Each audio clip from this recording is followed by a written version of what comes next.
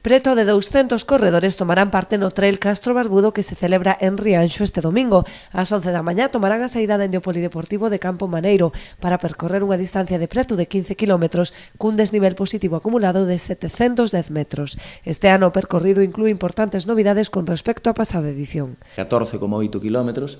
Eso sí, o desnivel pois é un pouquiño, é a segunda en desnivel positivo acumulado máis dura. A primeira foi a de San Isidro, que tiña 745 metros, esta ten 710 metros de desnivel positivo acumulado.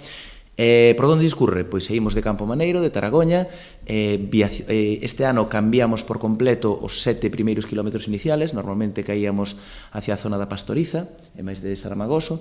Este ano baixamos hacia a zona de Corques e máis do Monte de Traba, por detrás do Araño, para subir de novo, como non podía faltar, ao Alto da Cruz, antes do punto máis alto que teñen, que desde onde hai unhas vistas espectaculares, antes de baixar directos para Ourille e Castro Barbudo, evidentemente, que é o que lle dá o nome, non? Pasan explícitamente polo Miradoiro e dali collen para baixo de novo, de volta a Campo Maneiro, onde será a meta, ali no Polideportivo. O remate da proba terá lugar a entrega de trofeos aos gañadores da carreira e do circuito Ultra Trail, que se pecha en Rianxo. Unha proba que, como podedes ver, ten varios componentes un pouco especiais tamén, como é a propia entrega de trofeos, que se decanta por uns trofeos moi orixinais, moi queridos tamén polos participantes e que gustan.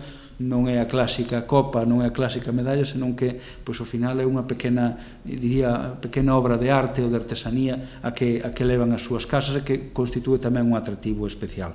Recibirán trofeos os 3 mellores clasificados en categoría masculina e feminina, así como os 3 mellores equipos do circuito.